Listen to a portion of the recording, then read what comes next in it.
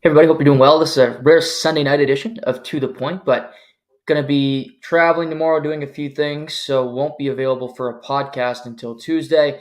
So thought I'd jump on here tonight. Have many thoughts from over the weekend. So let's get into this. Another interesting day in the NFL, as it always is on a Sunday.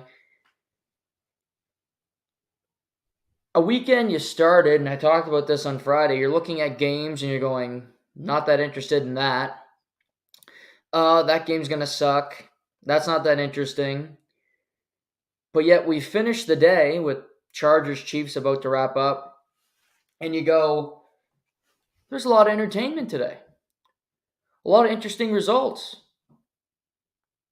How about the fact that the 1-5 Giants and the 1-5 Patriots, the 1-5 Bears all win today? The Bears without a starting quarterback. The Giants without a starting quarterback. The Patriots have never had a starting quarterback since Tom Brady. So you could say all three 1-5 teams, no starting quarterback, and they all find a way to win. Interesting results. Game of the day for me. Lions, Ravens. A complete bludgeoning. Lamar Jackson might have had his best game as a pro. He is back in the MVP conversation. The Ravens are 5-2 and they play the Cardinals next week. They are in a good place down there in Maryland. The Pittsburgh Steelers go into Los Angeles off a bye week and beat the Rams. The Steelers, who couldn't play offense and still really can't in any first half, outscore the Rams in the second half. Their defense with Larry Ogunjobi and TJ Watt and Alex Highsmith wreck Matthew Stafford, and the Pittsburgh Steelers improve to 4-2 and a loaded AFC North. Not to mention Kansas City beat Los Angeles, which pretty big result, which we'll get to. But Bill Belichick gets his 300th career win today. Congratulations to him. On the day that it was leaked that he signed a lucrative contract extension in the offseason via Ian Rappaport of the NFL Network. Patriots win. The team still sucks. The team still has many flaws. They're 2-5. They're not going to be a playoff team, but they won a game at home. Belichick gets to 300. It's a good thing if you're a Patriots fan. Not really, but you win, so you feel good about it. That's the dilemma. You want to lose games because you want to tank, but you feel so good as a fan when you win. Oh, I felt so good to win tonight. But you didn't. You shouldn't have won. You don't really want to win if you used your brain that occupied intelligence.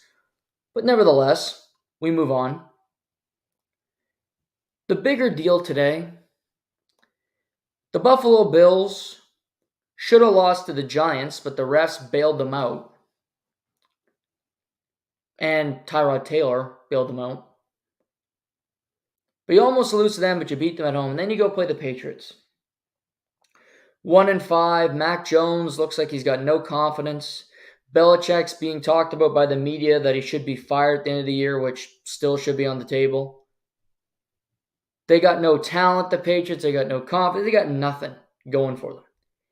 And you go into New England and you lay an absolute egg. Josh Allen didn't just play bad today. He played horrible. If we're looking at games this year for the Buffalo Bills, just come with me on this journey, okay? Just come with me for a minute. Bills have played 7 games. We'll get back to this game. Last week against the Giants, Josh Allen played good in that game. I think he played well when he threw for under 200. Had two turnovers on the day.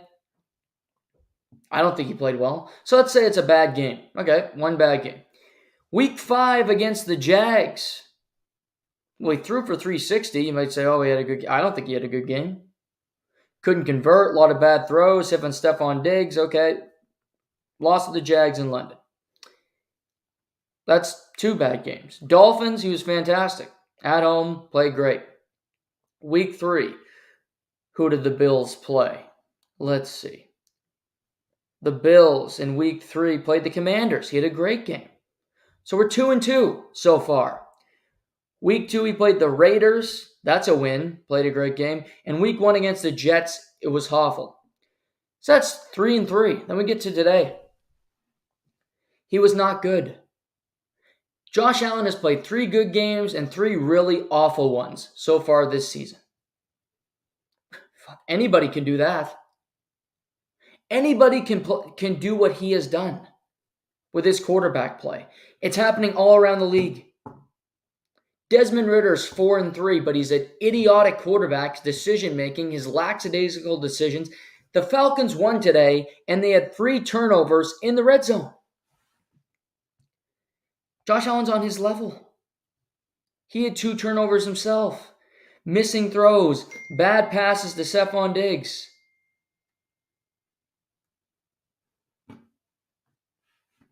The Buffalo Bills are missing defensive players. People will talk about that. Oh, this is not right with them. They don't have this guy, the pass rush, blah, blah, blah, blah, blah. They're just not playing good football. They beat the Dolphins. They're not better than the Dolphins. They've never been better than the Chiefs. And Josh Allen, okay, a talented quarterback, sure. But he's just not intelligent.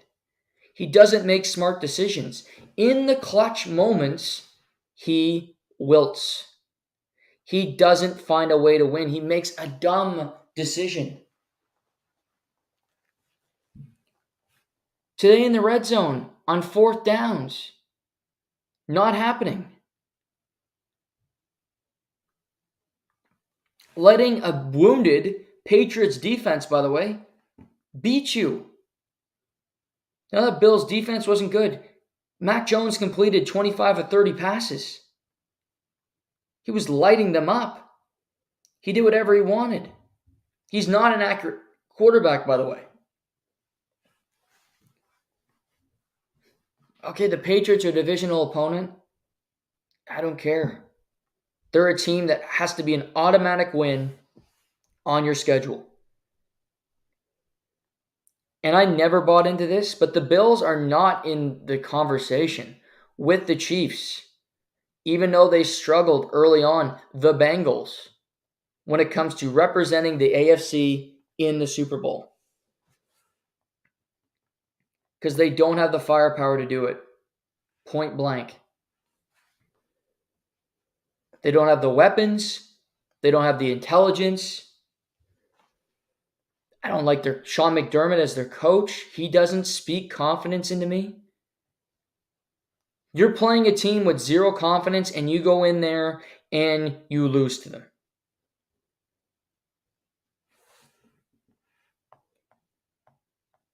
Letting Mac Jones look like an all-pro.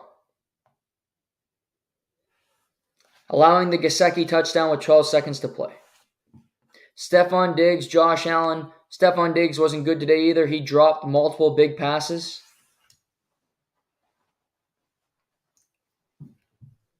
When we're talking about great teams, the Chiefs have lost this year. They lost to Detroit Lions. Detroit's 5-2. That's a respectable loss.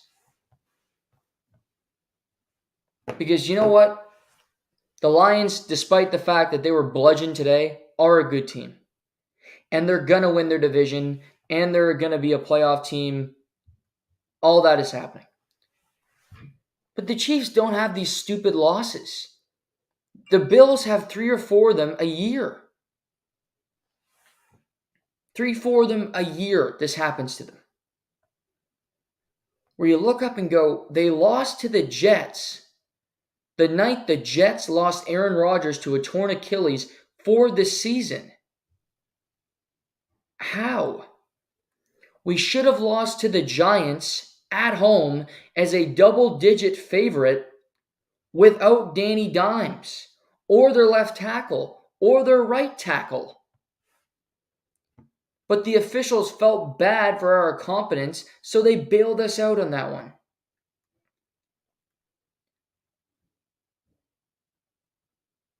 Jets, Patriots, Jags. You lose in London, okay. We'll give you that one, and the Jags are 5-2, and they look pretty damn good in the AFC. And the Jags are a better team than the Bills. The Jags are a bigger threat to the Kansas City Chiefs. They have more versatility. They have more athletes. With the defense of Buffalo getting more and more injured week after week, the Jags can present problems. We got a long way to go here, but the Bills just aren't a threat to me. I'll never buy into them. They're a fraud team. They're the team that you see and people say, oh, it's the Bills. The Bills are coming. The Bills are a threat. The Buffalo Bills are the Toronto Maple Leafs of the NHL, where people talk about them all the time and people want them to win because it's a story where the city hasn't won jack shit and you feel bad for them, but you know they're never going to win. Might sound harsh, Maple Leaf fans, but just a reality. Oh, we got into the second round. That's great. Yeah, the teams that win get farther than the second round. Newsflash.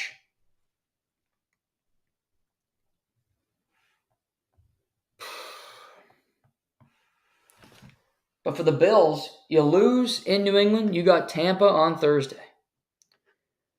Quick turnaround.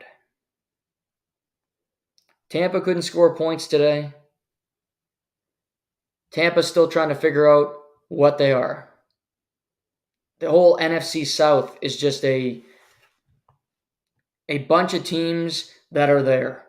Atlanta's 4-3 somehow, with Desmond Ridder, who is not a good quarterback, has Drake London, Kyle Pitts, all these weapons, doesn't get them the football. Their defense is pretty good. Tampa's 3-3. New Orleans, who has more offensive weapons than any team in NFL, they can't score points, can't complete a pass.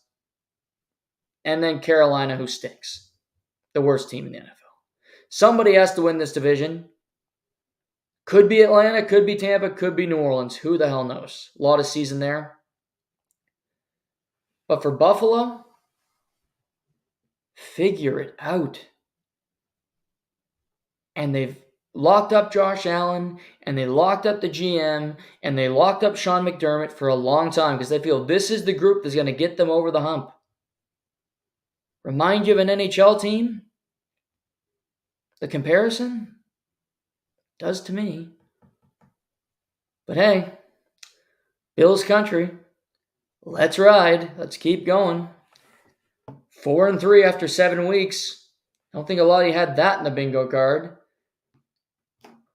Good luck. The Giants beat the Commanders. Is Tyrod Taylor better than Danny Dimes? Real chat here. Is he? He played better today than Danny Dimes did in any game this year. Point that out. And Andrew Thomas, the all-pro left tackle, didn't play. And Evan Neal, the right tackle, didn't play. So it can't be, well, the offensive line was better because it really wasn't. The players that Danny Dimes was missing, so was Tyrod Taylor. And the Commanders aren't juggernauts here. But they were 3-3 coming in. And Tyrod Taylor threw for 279 and didn't turn the ball over, which is a new experience for the Giants. And Darren Waller got involved, nearly had 100 yards. He threw the ball to Jalen Hyatt, who's a rookie we've hardly seen used. Danny Dimes is going to make a lot of money. He is making a lot of money, and that contract will continue to hold them down. But is Tyrod Taylor better than Daniel Jones? I think he's as good. He's as good. Shame on the Commanders. You have to win this game. I don't care you're on the road in your division. Same thing as the Bills. Ron Rivera, you're coaching for your job. New ownership, they expect results, and you go lose to the Giants? Woof. Near fireable offense. But all these Raiders, you lose by 18 in Chicago? I don't give a shit that Brian Hoyer's in at quarterback. 18? Turn the ball over 4 times? Badgent? Only 8 incompletions? They ran the football effectively? Undrafted free agent. Comes in. Tyson Badgett gets the start. Good on him. Vegas isn't a good team. We all know that. But they're better than the Bears. Vegas drops to 3-4. They got a long season here. One thing I think is in common with a lot of these losses today.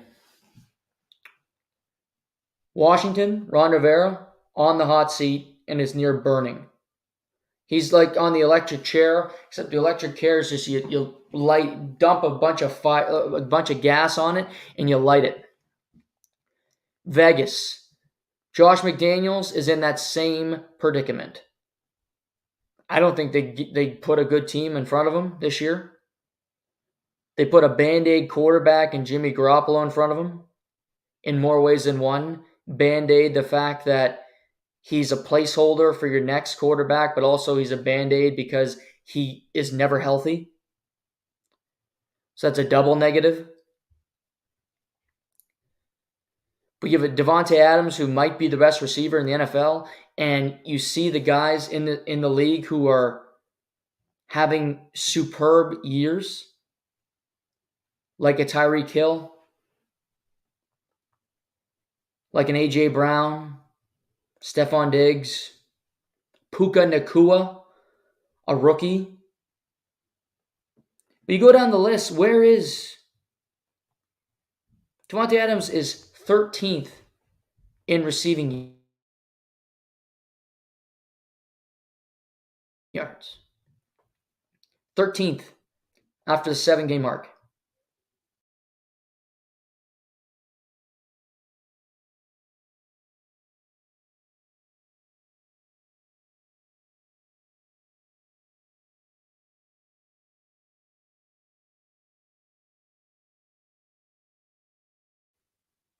As Devontae Adams.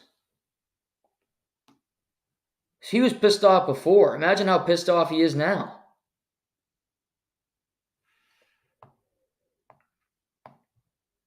Another 1-5 team win. Broncos, let's ride. They win against the Packers. Just came in.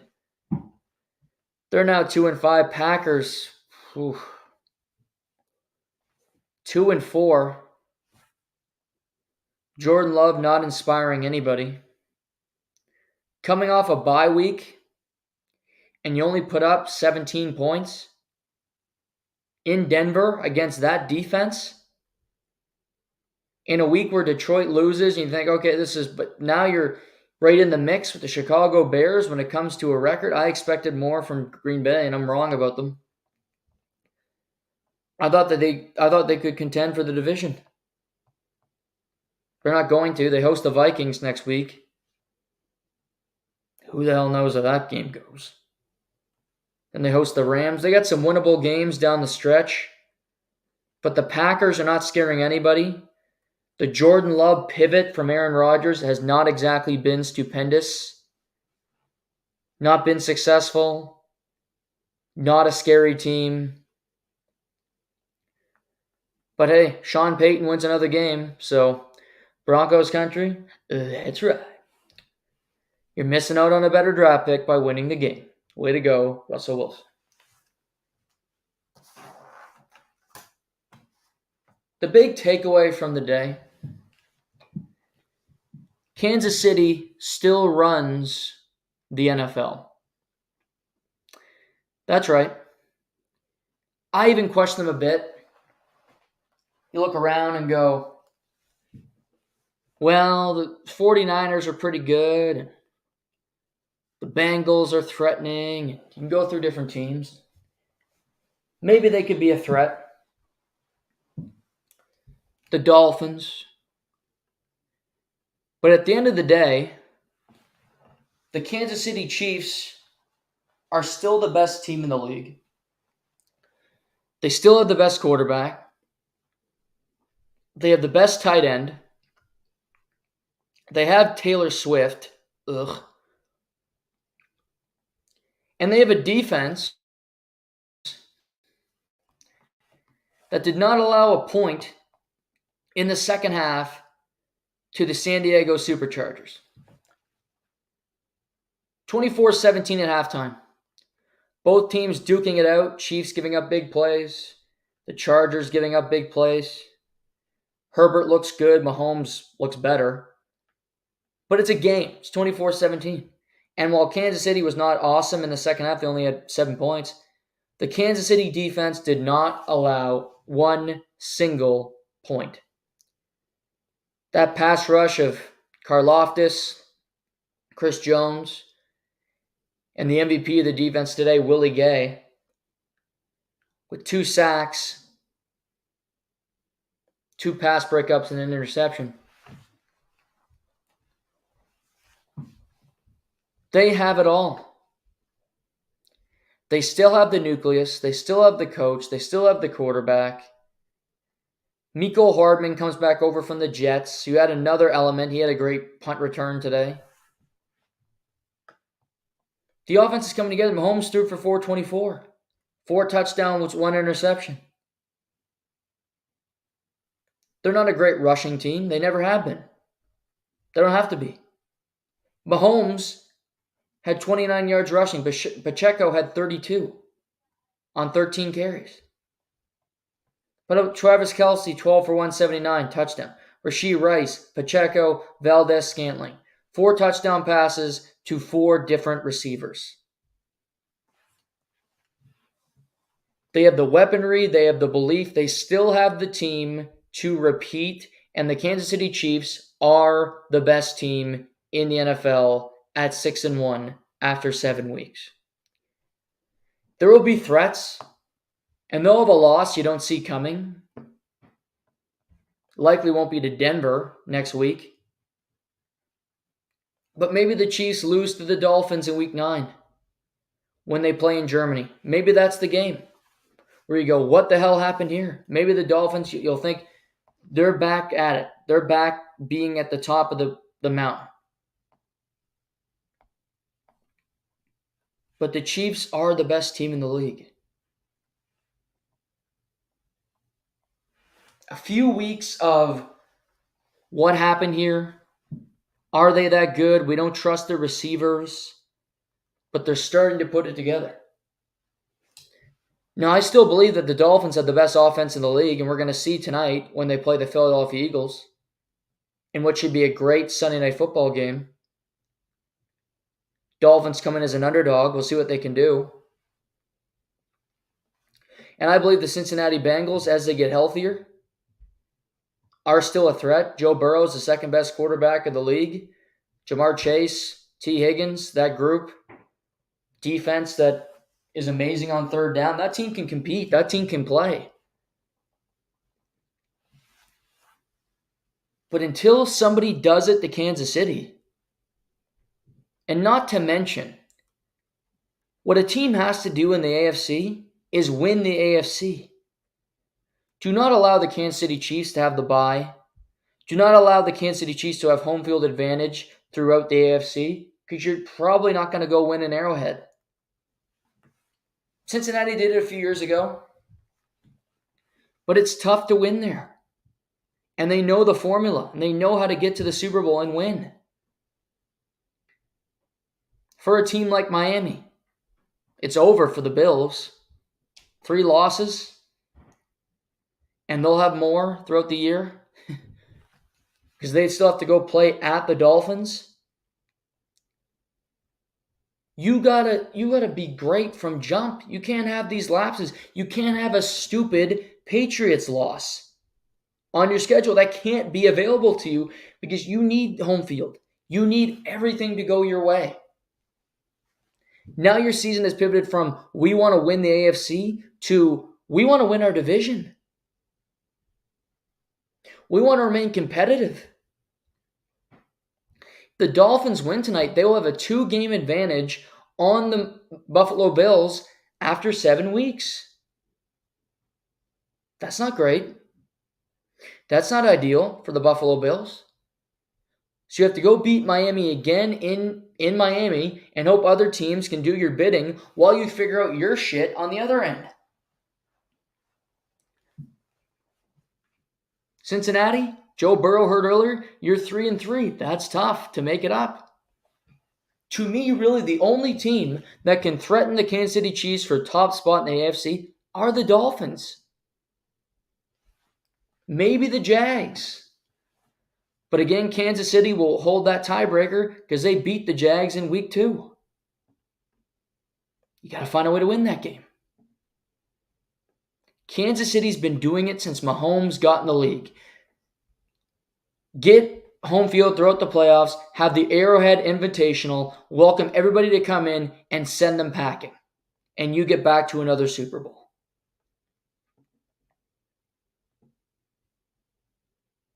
And I was hanging out with a good buddy today. He hates Mahomes. I'm not sure why. Maybe because he's threatening Tom Brady. Because he's more talented than Brady. The better quarterback than Brady. Maybe that's why. I don't know. But Mahomes is the star. He is top of the mountain. He's the best player in the sport. And this team is getting confident, more and more confident week after week. And they're a train that when it starts chugging, it's hard to stop. I would just say the rest of the league, look out. Because they're not an easy out. They're not fun to play against, in particular at home. Figure it out while you can.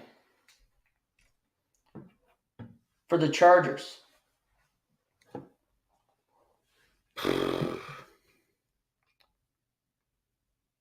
Two and 4. Start the season 0-2. Then you win 2 straight before you get your bye week. You think, okay, Brandon Staley, Chargers have righted the ship. And you then lose to the Cowboys. And you lose to the Chiefs. Tough results. 2 very good teams, to be fair. But you're expected to be in that mix. And in the game today, you never really felt like you were going to beat Kansas City. You should have beat the Cowboys on Monday night, but you blew it. Herbert didn't shine in the big moments. Brandon Staley's coaching is atrocious. And the Chargers have been the Chargers for a long time. Nothing changes.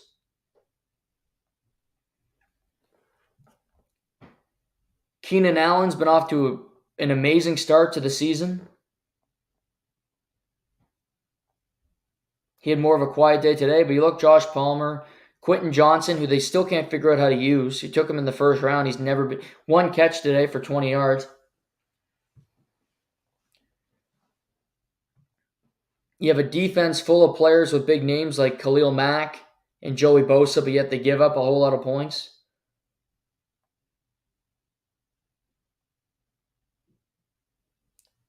Gave up almost 500 yards today to the Kansas City Chiefs. Outgained by more than 140 yards. You didn't win possession. Kansas City had 25 first downs to your 16. And you turned the ball over 2 times in the second half.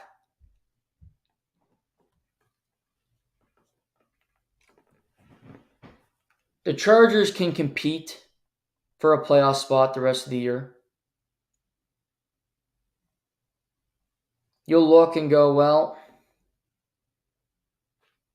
they can finish second in the AFC West because Vegas isn't very good and Denver's atrocious. But that's not an accomplishment.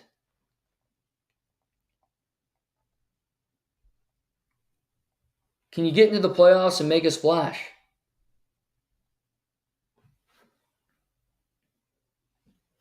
Let's look at the Chargers' schedule the next little while. They got the Bears next Sunday night. Don't know why that's a primetime game. Flex that. Then they go to the Jets on a Monday night.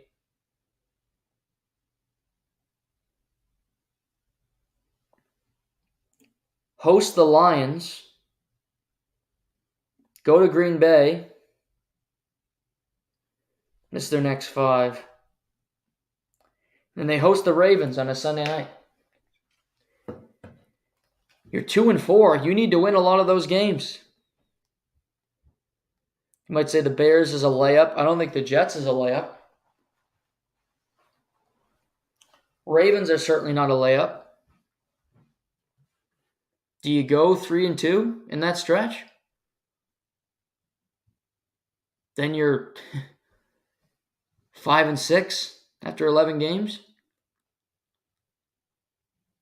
You're still in a tough spot then. You basically have to win out down the stretch. You can look at the AFC and go, there's not that many good teams, which I agree with. But the Chargers are right there with the Jets that are lacking Aaron Rodgers. You don't feel great about the team. But coaching, play calling, all the above. Defense. The Pittsburgh Steelers have their warts. They got a lot of problems with that team. They are such a weird group. Such a weird team. But they're 4-2. You're 2-4. They went to play the Rams and they beat them on the road. They beat the Cincinnati Bengals this year. They beat the Baltimore Ravens this year. 2 of those 3 winning record teams. 2 of those games were on the road for the Pittsburgh Steelers. They beat the Cleveland Browns this season. They have impressive wins on their schedule. And they might score 16 points in those games where they win, but I don't give a rat's ass. They're 4-2. The Cleveland Browns are 4-2, and they've had P.J. Walker and Dorian Thompson-Robinson and different players for all these different games. They're 4-2. They find a way to win them. Cleveland beat San Francisco with a backup quarterback. A third-string quarterback, one might argue. You go lose a home game to Dallas, and you do what you always do against Kansas City, you'll lose against them because they own you. Then you start out your season, you give up 36 to the Fish. Fish are a good team, but 36? Then you lose to the Titans on the road, the 2-4 Titans. You got to win that game, period.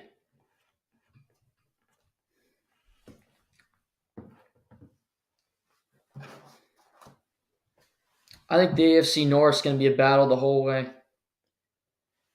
Because I think the Steelers, with all their warts, are a good team.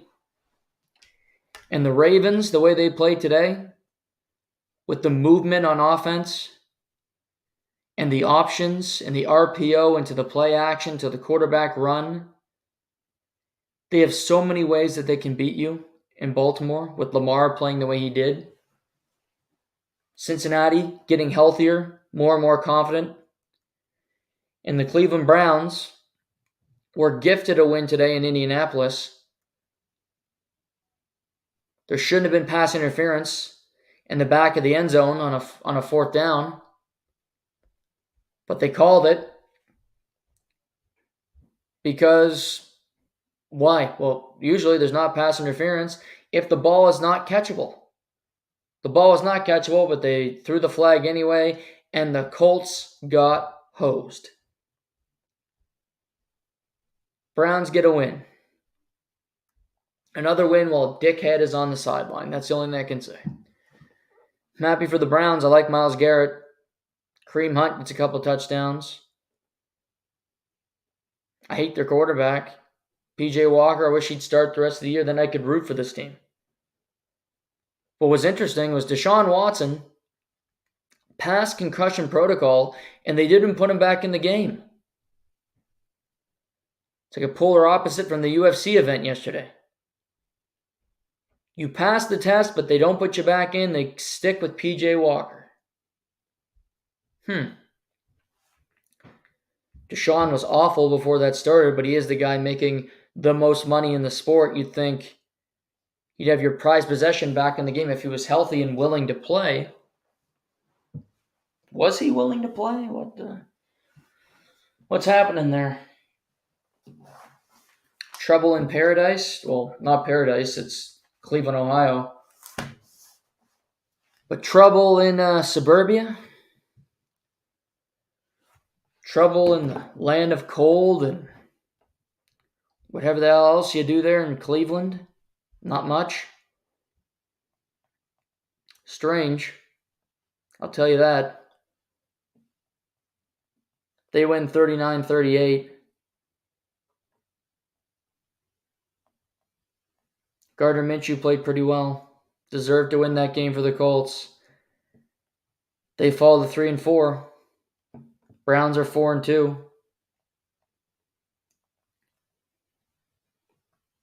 Looking ahead, Week 8, you got Bucks at the Bills Thursday night. Texans at Carolina. Rams at the Cowboys coming off a bye. Vikings, Packers, Saints, Colts. Interesting matchup. Patriots at the Fish. Jets, Giants, New York battle. Jags at the Steelers, which is a spicy, fun game.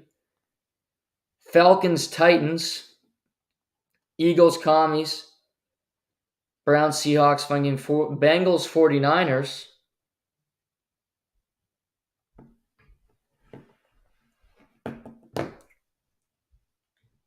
Seven weeks if you have to write off teams. I'm writing off the Giants.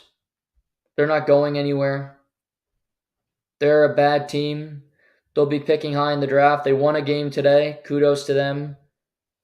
But I don't see a turnaround for them this year. I'm also writing off the Commanders. Two awful losses this year for them. Thursday night against Chicago, and then you lose today to the Giants. Just can't happen. You play the Eagles again next week, and you've played them in a close game earlier, but I don't trust them. Still got to play Dallas twice. Not happening for them. The Bears, they've been wrote off for a long time. They won today, but they're not a playoff team. When is Fields going to come back? They're just in a weird position. I'm about ready to write off Green Bay. They don't inspire you, that's for sure.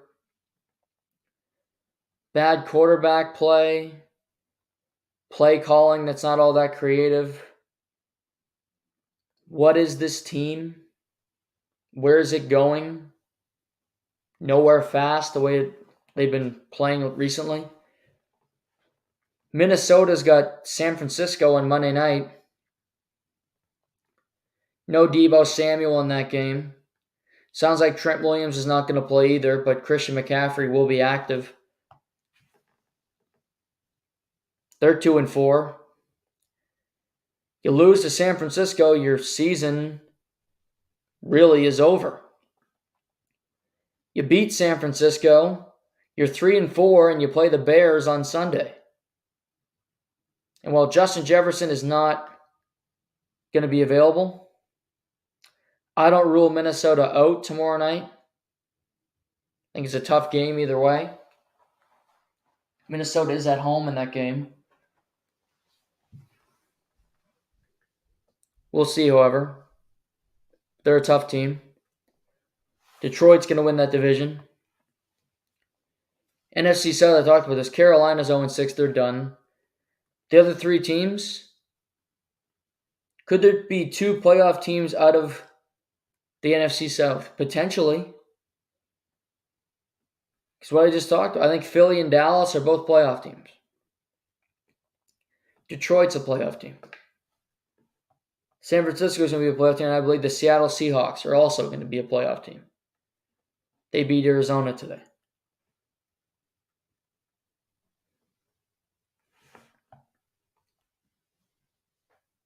So somebody's going to win the division, but there could also be another wildcard team from the NFC South. Seven playoff teams in each conference. Tampa Bay smoked by the Lions, then you lose to Atlanta at home. Can't have that. But then you look at the Falcons and go, do you trust them to go on a run the rest of the season? I don't. I don't trust Desmond Ridder or the coaching situation there and what's happening. But somebody has to make the postseason. Here's another interesting storyline. Arizona Cardinals are 1-6. Their season's done. We knew it was done before the season with Josh Dobbs. Kyler Murray is practicing. He wants to return this year. Arizona should not want him on the field. They should not play him. They should continue to lose and hope that they can be worse than the Carolina Panthers, so that they can get the top pick in the draft and they can make their decision. Whether they want to take Caleb Williams or they want to take Drake May, whatever they want to do, have the option. Kyler Murray will compete and make that team better. There is no reason to put him on the field for the team. The player, I'm sure, would like to show the rest of the league he can still play, or maybe prove to Arizona, you have your quarterback of the future right here. First-year head coach and Jonathan Gannon, and obviously the first year hasn't gone all that well. Now, could Kyler go to the Players Association and cause a fuss and say, hey, I'm healthy and they're just choosing not to play me? Even though I'm the starting quarterback and I have been for a long time, I was the first overall pick, and cause a stir? That potentially could happen. But again, Arizona should keep him off the field. But how is that battle going to go? Who's going to win that war between the player and the team?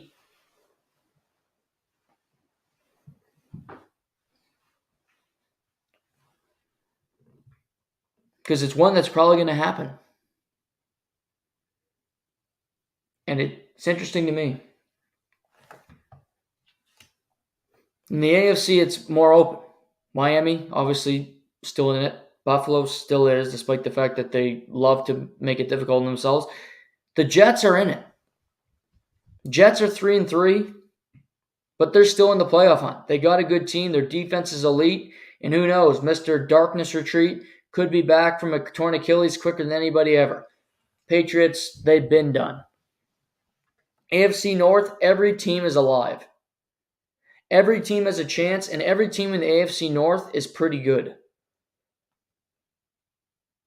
Baltimore, when everybody's available and they're clicking like that, they are hard to beat.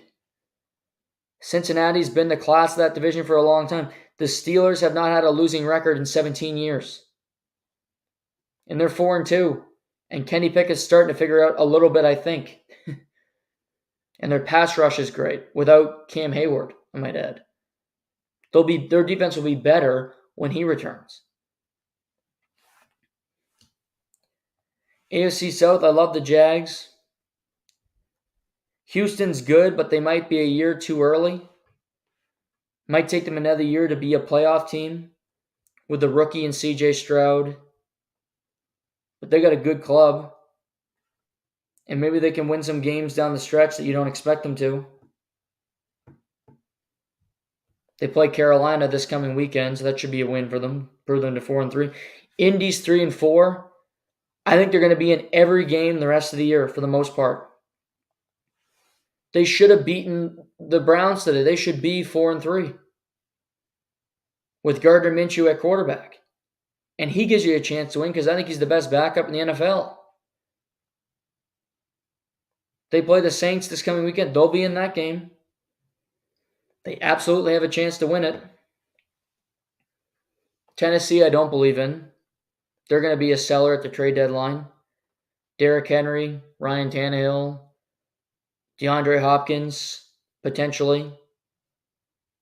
Jeffrey Simmons, maybe on the back end, potentially. I see that as a team that other teams are looking at going, yard sale, who can we get and try to win?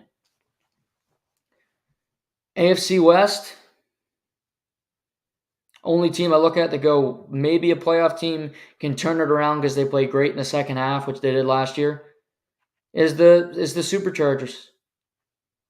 But you're 2-4 and you're behind Vegas at this point in the standings. The Vegas Raiders are above you at 3-4 with a new quarterback every other week. And Josh Jacobs having a disastrous year. And Devontae Adams having career lows in receptions and yards and targets. Despite the fact that you're paying him a boatload of money to be the number one man. But it seems to be working out Josh McDaniels losing to the Bears at Chicago.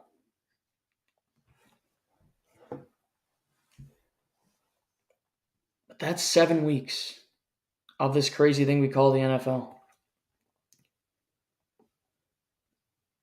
I always wonder about firing a coach in season. Doesn't happen all that often in the NFL. But I wanted to see if that's a prop right now.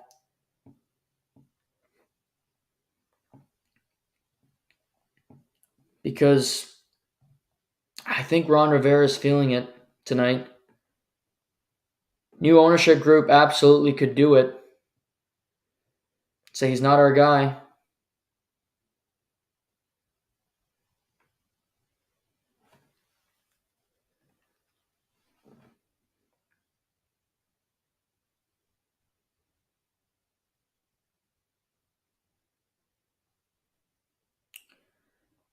So just another wild day.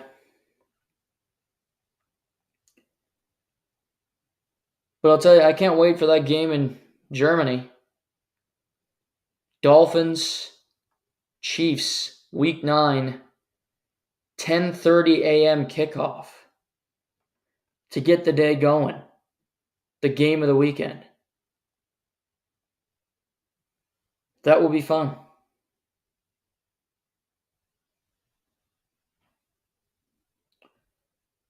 But we'll see what happens. That's the NFL. Tonight, we get Dolphins, Eagles. I believe the Dolphins are going to go into Philadelphia and get the win on the road as a dog. Plus 2.5.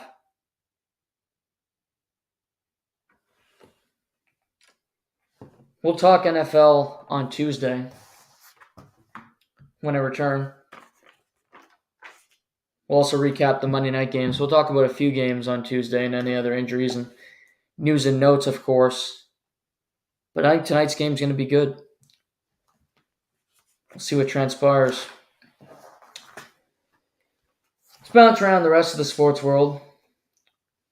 News tonight, Connor McDavid is going to be out 1 to 2 weeks following an injury last night in their loss to the Winnipeg Jets. He left the game with about 4 minutes to play. I thought he's been injured since the beginning of the year, quite frankly. I think if you watch the game against the Flyers, he played horrible in that effort. He did not look strong. And his mobility, his skating just was not on a normal level that you expect from Connor McDavid. And it just was clear to me, this guy is not 100%. And now it's confirmed that he's going to be out 1 to 2 weeks. And also bad news for the league. Next Sunday night, and what? Here's a rant. Next Sunday, you probably didn't know this. There's this thing called the Heritage Classic. There's an outdoor game in Calgary, I think. And it's on a Sunday night at 8 o'clock. Why Sunday? Why Sunday? The NFL owns Sunday. I don't care if you're in U.S. or Canada. People watch football in Canada. A lot of them do. Sunday night at 8 is stupid. It just is. The WNBA put all their games on Sundays. Stupid. You're competing against Goliath. Why not try to compete against David? How about a Friday night Heritage Classic? When nobody watches sports. when it's okay, maybe we'll get to the TV because we're going to watch this Heritage Classic. Saturday would have been better. Have it as part of Hockey Night in Canada. Late game. Or have it as an early game and bump the Leafs from Hockey Night. No, can't do that. Stupid. Sunday at 8. Nevertheless, next Sunday at 8 o'clock, I'm sure you'll all be glued to your TVs now, there's a Heritage Classic between the Oilers and the Flames. Yes. Cheer. Yeah, it's going to be awesome, right? Connor McDavid now might be out of that outdoor game because it's a 1 to 2 week injury. And if my math is correct, if they announce the injury today, 1 week from today is next Sunday when the Heritage Class, that's 7 days. So wow, that's 1 to 2 weeks. So he's unlikely to play in the outdoor game, which is a kick in the pills because he's the biggest player in the sport. And are people going to watch it in the United States on a Sunday at 8 if he's not playing? 2 Canadian teams when they could watch Sunday Night Football. I wonder what they'll choose.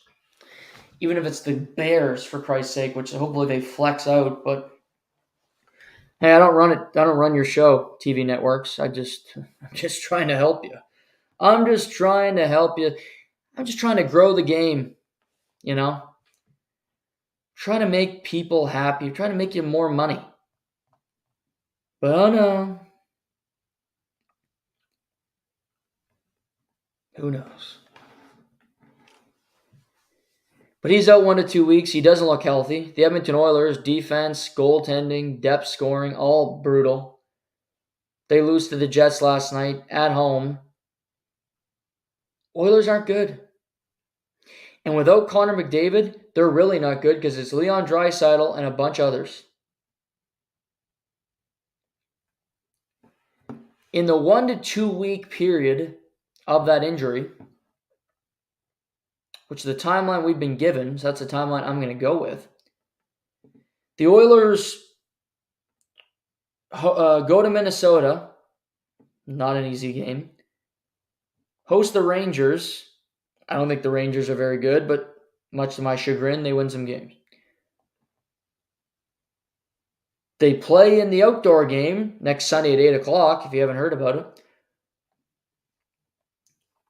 They then, lucky for them, they don't play that many games because then they host Dallas and have an afternoon game against the Preds. That's the 2 week schedule.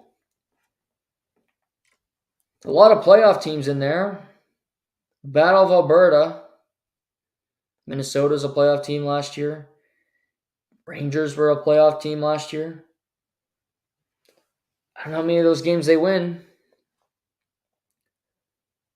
But you're without your best player. The best player in the sport is going to be out for 1 to 2 weeks on a team that needs him. The Edmonton Oilers are not in a stage where you can say big trouble yet because it's so early into the season. So many things will transpire that change an opinion or change an outlook on a team or on a situation. But it's fair to say they're not in a good position. They don't have a lot of good team depth. They don't play great defensively. Their goaltending is as average as it gets. So it's certainly troubling for the Edmonton Oilers. And you hate seeing McDavid off the ice because he's the most entertaining player to watch in the league. Point blank and the period. What else could we talk about? How about Alex Debrincat? Speaking of MVPs. Alex Debrincat, former member of the Ottawa Senators, off-season, he's talking to people, and he says, you know what? It was fun this 1 year in Ottawa. I had a good time. But it's just not for me. I'm from Michigan. I'd rather go home and play for my team, the Red Wings. And they pull off a trade, and he gets to go back to Detroit, and he signs a 4-year extension. So he's happy. Ottawa fans boo him yesterday afternoon when he makes his return. But he's happy. And the Detroit faithful is happy because the Detroit Red Wings are now 5-1 to start the season, destroying the Calgary Flames today 6-2 and crushing the Senators yesterday on the road with a 5-2 score. They're keeping pucks out of their own net. They're playing good defensively. And Alex Debrincat has been playing like the MVP of the league. 17 minutes today, he had 4 points, including a hat trick. He now leads the NHL in goals with 8. Justin Hall also had 3 assists today. That's just for you, Leaf fans. We look around this team, Lucas Raymond has 6 points in 6 games. Dylan Larkin has 11 points in 6 games. Debrincat has 11 points in 6 games. And the team just looks happy. David Perron's been a good add. Daniel Sprong, I thought would be fantastic. He hits another point today. He's got 2 quick goals in the season. Philly Husso, James Reimer, goaltending's been good. They're playing a fun style of hockey. Fast, in your face, a dynamic power play.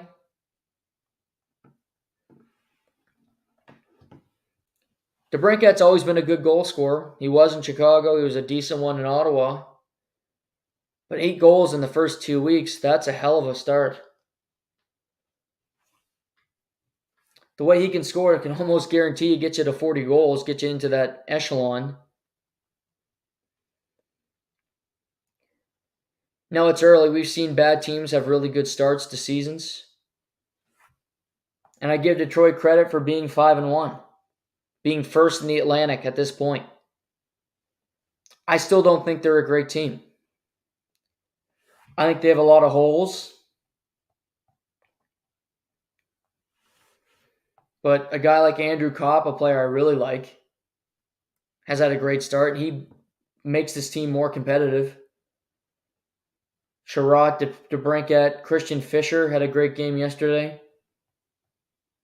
Dylan Larkin is a good player. He has been for a long time. He's just kind of stuck on a team that nobody cares about. Moritz Seider, I've talked about him for a long time as a guy that I think could win a Norris. Again, just stuck on a team that nobody really cares about, nobody follows. But Debrincat's really put them on the map. The Maple Leafs have had a good start. Sure. No doubt about it. They rally and get a win last night in Tampa.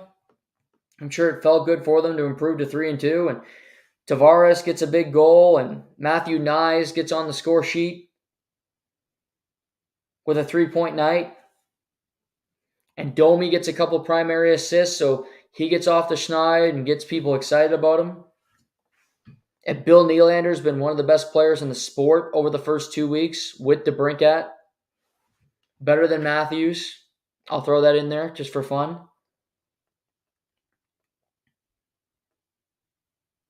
But I mean, even with that start, and even though the Maple Leafs, people talk about them every second of every day, the Red Wings only have 1 loss.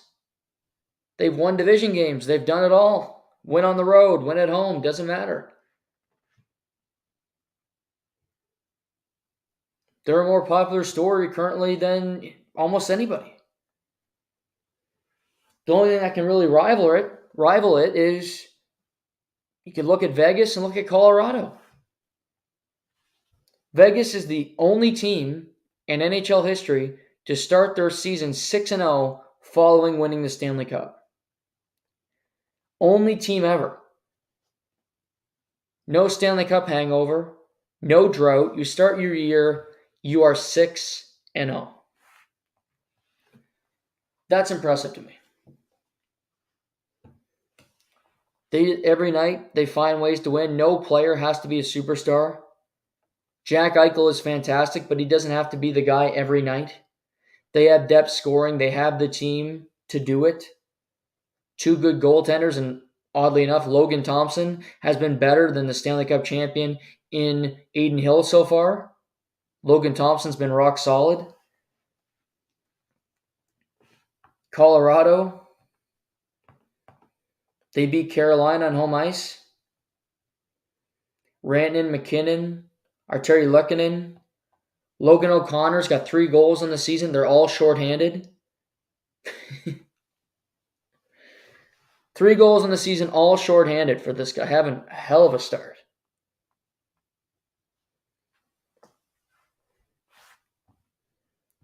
We have Colorado 5-0, Vegas 6-0.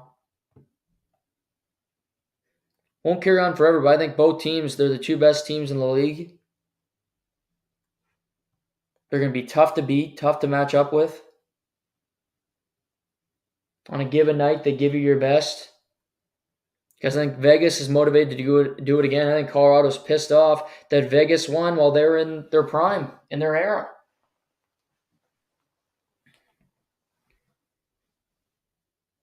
There's other stories. Quinn Hughes has been playing phenomenal for the Vancouver Canucks.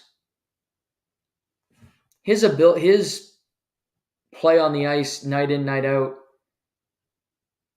his ability to, for me, he's improved his defensive game so much. It was not a strength in the first number of years of his career. His defensive game was kind of panic and be the guy who got a lot of points. But you look so far this year at a guy like Quinn Hughes. New captain, all that, and he's got 5 points in 5 games. And that's really impressive. But what's more impressive to me is he's playing 25 minutes a night.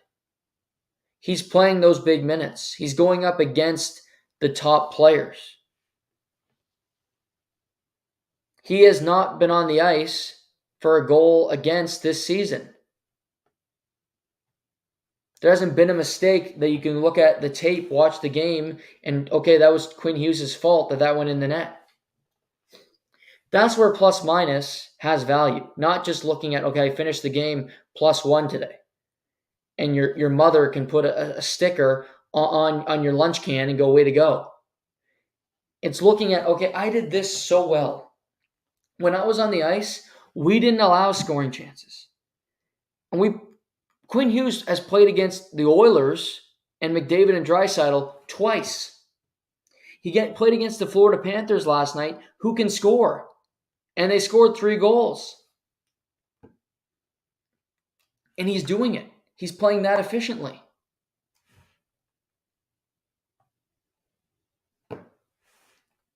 That family is impressive. Because we talked about Debrincat, Jack Hughes, talk about hot starts. Whew. He's been all over the ice. He had 4 points on Friday night in an overtime victory.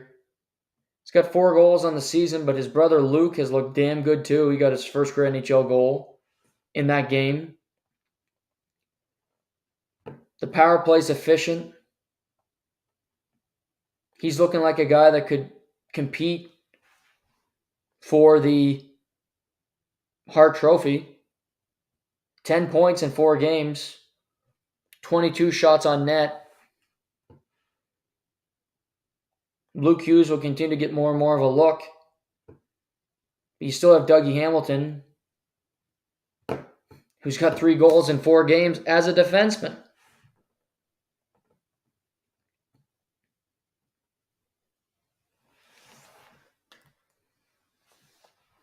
Still got Bruins Ducks tonight. Bruins they beat the Kings. They're now 4-0 in the season. Craziness. You go out west. You have to play weird. You haven't played an Eastern Conference team yet. And it's October, what the hell it is, 22nd. And you haven't played an Eastern Conference team yet for Boston. And yet you're winning games out west. And they play the Blackhawks again on Tuesday, so they're not even going to be home yet. Poor Blackhawks. Get the Bruins twice in October. And you have to play Vegas. They played Vegas last Thursday, and they played Vegas again on Friday. You got the Leafs early. The Penguins, they got a shovel of shit. Bruins play the Ducks on Thursday. They played the Ducks twice in 4 days. Western Conference. The Bruins' first game against Eastern Conference team will be against Alex Debrincat and the Detroit Red Wings next Saturday on the 28th of October. And yes, the Bruins are in the Eastern Conference, if you didn't know. Just to smooth that out for everybody, they do play in that division. So, but just that's staggering. The NHL has been fun so far. Only one game tomorrow night that we'll talk about. Canadiens Sabres. Only one game on a Monday night. Will we have a Game 7 in the American League Championship Series? Astros won in dramatic fashion on Friday. A hell of a game. Back and forth affair. Adolis Garcia, it's a big home run. Bobby Abreu hits Adolis Garcia with a pitch. He freaks out. They eject Dusty Baker and Garcia and Bobby Abreu. I don't think there should have been ejection. I don't think he was hit on purpose. It was the 8th inning of a playoff game. Through all that, the Astros escaped the inning. Get 2 batters on, bottom of their lineup. 2 pinch hitters get on base.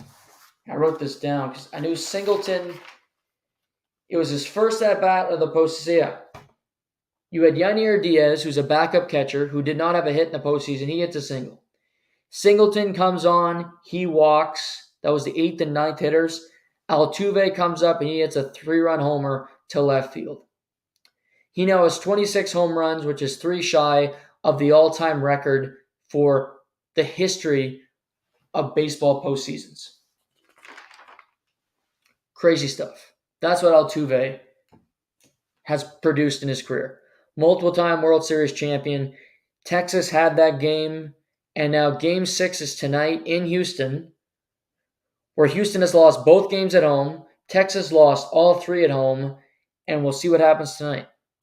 First inning, it's already 1-0 Houston. Yordan Alvarez with an RBI single.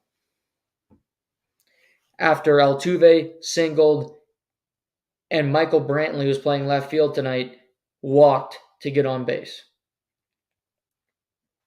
I picked Texas to win the series. Eovaldi's on the mound. He's 3-0 in the postseason. He's been dynamite. Framber Valdez is on the mound for Houston. He has not been good in the playoffs. But yet, he's done it before. He's been in these big moments. Verlander was good again on Friday. Texas wins tonight. You turn to Max Scherzer for Game 7. Not a whole lot of confidence there in him. He's not exactly been awesome.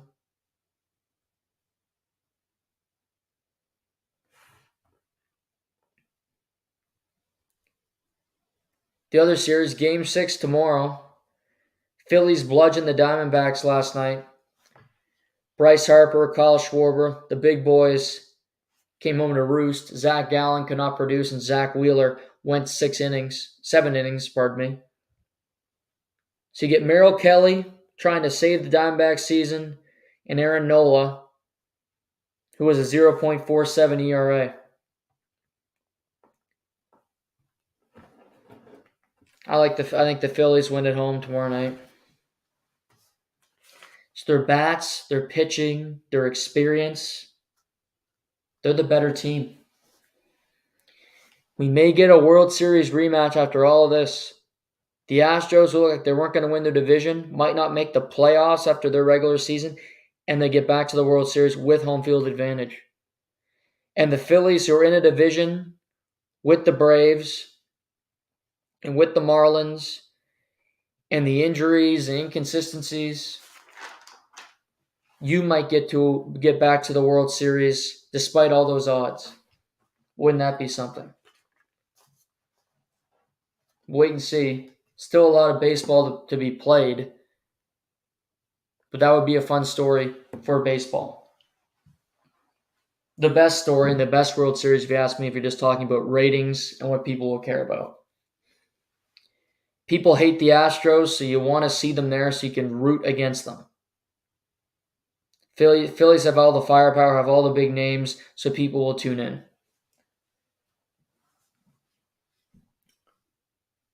We had UFC 294 this weekend. An odd event. A lot of the prelims go 3 rounds. One fight was called off because of a serious injury to the groin. Big observations. Nathaniel Wood, a featherweight 145-pounder I like, lost a close fight to Muhammad Nemov. There were so many violations in that fight, so many chances, so many cheats. 2 low blows. He grabbed the cage multiple times. I thought that was bullshit. I think Nathaniel Wood's the better fighter. He got robbed on Sunday. Trevor Peek, coming off his first pro loss, gets back in the win column. Good fight for him. Muhammad Mahayev, 22-year-old, flyweight, undefeated, fights veteran Tim Elliott. Close fight in the first 2 rounds. Tim Elliott was fighting very smart, very composed. But Muhammad Mahayev has a lot of third-round finishes, and he got another one, an arm triangle. He beats Tim Elliott. He'll now jump to number 10 in the flyweight rankings. He's becoming a bigger and bigger star. He keeps himself relevant. The UFC can go a lot of different ways with him. I don't think they want to rush him into anything. They want him to develop. He'll be at 10. Matt Schnell has a fight booked. Manel Kape should be fighting Kai Kara France in the near future. Matthias Nicolau. Amir Albazi does not have a fight. That would be fun. Coming off his win over Kai Kara France. So there's a couple different ways that they can go, but I think Mahayev is a star and he's a very good fighter. Aliskerov, second fight in the UFC. Akim Aliskerov, 2 minutes and 7 seconds, knocks out Warvey Alves with a nasty knee. He's at middleweight. He's dangerous. He needs a ranked opponent in his next fight. He's that good. He said he wants a guy in the top 10. Don't blame him for saying that. He'll be ranked this week. I'm looking at that division. Just Jack Hermanson. Chris Curtis is booked for next year. He was scheduled to fight Paulo Costa. You could just rebook that fight, which would be fine by me. Johnny Walker fighting Magomed Ankalaev. Title eliminator in my opinion, but there's a moment in the fight where Johnny Walker gets hit with an illegal knee, stops the fight. He's given time. The doctor comes over and he asks Johnny Walker, "Where are you?" And Johnny Walker says, "The desert." Now, Johnny Walker is Brazilian. English is not his first language. So this is difficult. He says the desert. Technically, he's not wrong. They're fighting in Abu Dhabi. The doctor rules he's not fit to continue fighting. Ankalaev looked great early on in the fight. Ankalaev, his last fight, I thought was screwed out of a title against Jan Blachowicz. He now has this result. So where do you go from here? 205 is just a division that can never get anything right. Something always happens. So Ankalaev, who hadn't fought in nearly a year, doesn't even get through a round. I thought the winner of this fight, you could say, gets the winner of Yuri Prohaska and Alex Pereira in next month in New York. I don't know if you run this fight back. in the not too distant future so you can get a result, so you can get a number one contender? Because I don't think there's an obvious one outside of these two guys. Other than if Jamal Hill is healthy early in 2024, and I don't think he will be. So if I'm the UFC, I am rebooking this fight in 2024 or maybe later this year, potentially. Co-main event, Khamzat Chimaev, Kamaru Usman, 185 pounds. Chimaev dominates the first round. You could give it a 10-8. I thought it was a 10-8. He dominated. He controlled him, everything. But credit to Usman, he didn't panic. He stayed composed, and he did not allow him to get him out of there. Second round, Usman on the feet, his striking, very, very solid, was better than Chimaev when it comes to boxing. He looked really good. Third round, again, he's winning on the feet. He's winning in the boxing. Chimaev scored a takedown. I thought this was a draw. I thought Usman won the second and the third rounds, and it was a 10-8 in the first, which means a draw. If this was a 5-round fight, Usman would have won, even though he took the fight on short notice. He looks comfortable at 185 pounds. He got better as the fight went on. Those last two Edwards losses did not faze him. He took the loss like a man, but he needs to stay at 185 pounds. He's got nothing to do at 170. The UFC's not going to do a rematch here. They very well could. But Sean Strickland's champion. I'm sure they want Chimaev to fight for the title next. Because Izzy's taking a break. Dricus wants it, but I don't think they want to give it to him. So if I'm Kamaru Usman, my next fight's against Robert Whittaker. Robert Whittaker needs a fight that makes sense. Two guys that are former champions that need to prove something. I thought Usman looked great in this fight. It goes another 2 rounds. He wins. He could be the number one contender for Sean Strickland. Whittaker coming off a loss to Dricus du Plessis. You fought Jared, you beat him. You fought Vettori twice, you beat him. You fought Paulo Costa, you beat him. You have nobody that makes sense. Fight Kamaru Usman. Usman becomes a full-time 185-pounder. That fight will sell anywhere. Co-main event on a pay-per-view. Whittaker, Usman, maybe February or March 2024. For Khamzat Chimaev, he said it doesn't matter. It's not about titles for him. It's about making money, whatever. The UFC wants him to be around. Wouldn't shock me if Strickland and Khamzat Chimaev are headlining UFC 300 in April. Because Chimaev is box office. Strickland is becoming more and more popular. Strickland did say after the fight, Khamzat sucks. He doesn't deserve the title shot. I don't disagree. I think Dricus du Plessis has earned the opportunity to fight for the belt over Chimaev, but sometimes that's just not the way it goes. They like Khamzat. Dricus has pissed them off. And I think Khamzat is the bigger fight at this point. Main event. Not even past the first round. This was the stunner. I thought Volkanovski was going to become a double champ. First round, Islam Makhachev with a head kick on Volkanovski. Drops him. The first 2 TKO loss for Volkanovski since 2013. A decade. Islam beats him for the second time. Gives Volk a ton of credit. And Volkanovski kind of got emotional talking about not being active and missing out on fighting. It becomes really kind of depressing for him. He said he still wants to fight in January in Toronto against Ilia Topuria. I think that if he can fight by January, absolutely go do it. He's still one of the best to ever do it, period. He might not be able to become a double division champion, but he owns 145. He's done it for a long time. Topuria is a very difficult opponent.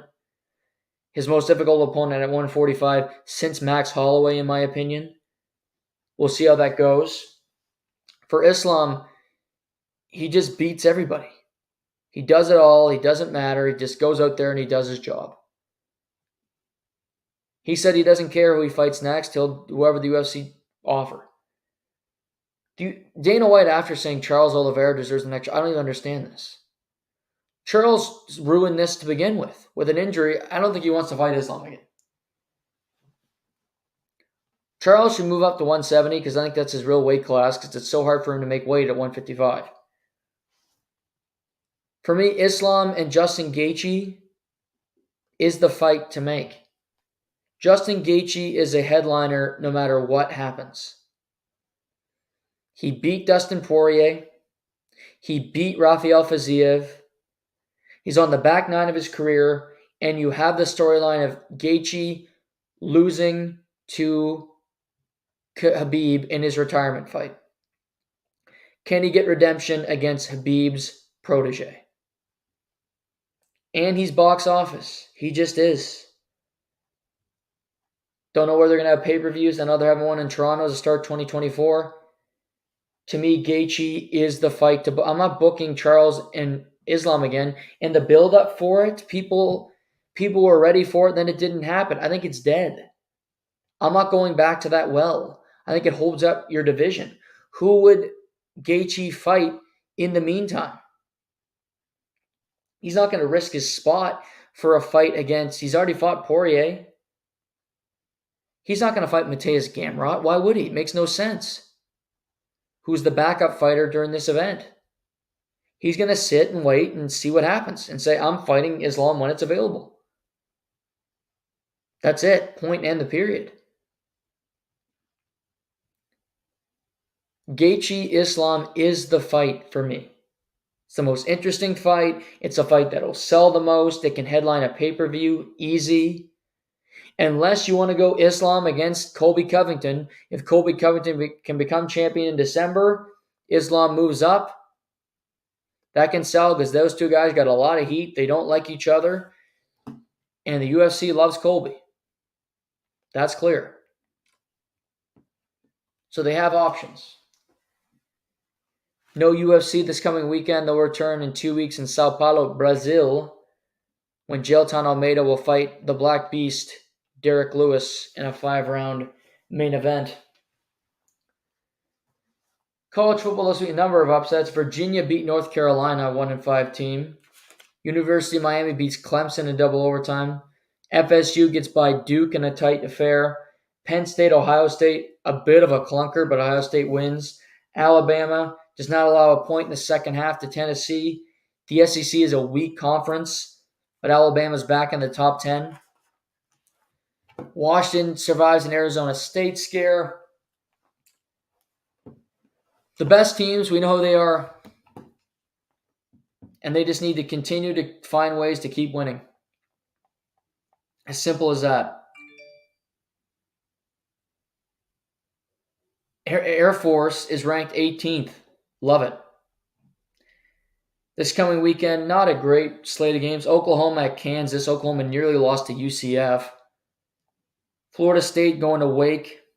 Let's see. Georgia playing Florida. Both teams coming off a bye. Duke at Louisville. BYU hosting Texas without Quinn Ewers as he was injured. Oregon, Utah at 4:30. That's a fun game. Utah beating USC. USC now with 2 losses.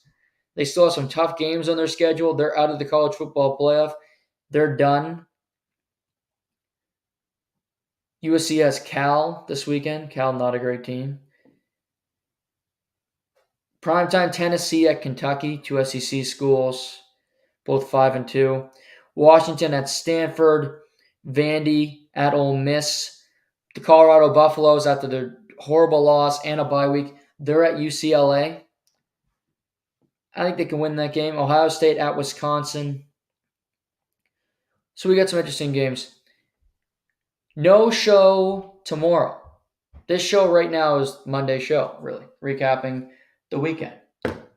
We'll be back on Tuesday with the reaction to what's transpired in Major League Baseball. We'll recap tonight's Sunday Night Football game and Monday Night Football. Any NHL storylines, whatever happens, we'll be back on Tuesday Sunday night is really Monday's program, so we'll see you all on Tuesday. Appreciate the support. Hope you enjoyed tonight's episode. Talk to you Tuesday. This is To The Point.